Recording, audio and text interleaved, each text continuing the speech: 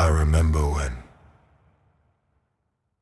in one of the chambers in the dojut, where there was a passageway, some rocks collapsed and a large underground spring became a river of crystal clear water. Wild aquatic flowers covered the rocks, a new hiding place for prayer and enjoyment. As the days passed, I visited the great spring, cleaning and arranging all the rocks, placing them artistically to form a small, magical natural city where I could talk to myself when I felt pain and anger. As the months went by, the entire cave I had found was completely transformed into a natural river with waterfalls thanks to the manageable rocks. There was also a lot of pink and white quartz and rock diamonds. In short, I turned the whole area into my own secret sanctuary. As time passed, the flowers of the spring river multiplied, and I decided to make my first perfume with the wild flowers.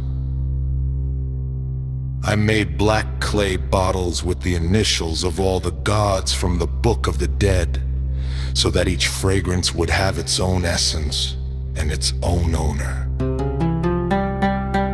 I told very few people about this place, Enchanted Underground. I was able to perform each of my spells without any problem since no one knew. I was a witch. Except for my parents, I gave that place my essence and my being, and it accepted me immediately. Our connection was earthly. And when I died, I left behind many black perfumes and papyri. There are jewels too, but nowadays they have moved. They are probably deep among the waters, earth, and sand. It was very fun, preparing each perfume according to the personality of my beloved past loved ones. I also cried a lot for years in the cave. It was my salvation, my refuge. I don't remember how I died, but I only remember it in moments.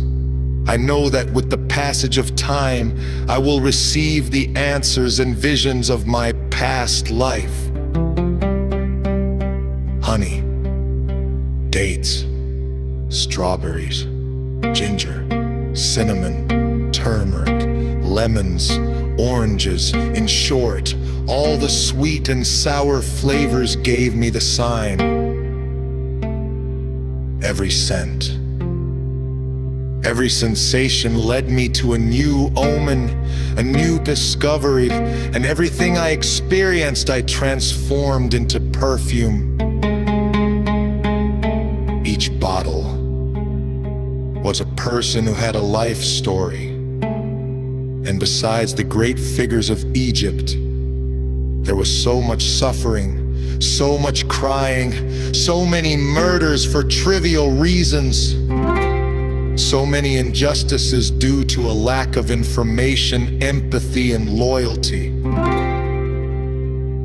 In reality, in Egypt, we were only truly happy as children, up to the age of 6 at most. Because the more we believed, the more we were condemned to suddenly grow up and become adults, behaving like adults because of the absurd rules of Egyptian society. I always escaped the tragedies, fights, and confrontations that existed in Egypt. But unfortunately, there were times when I had to stay and watch.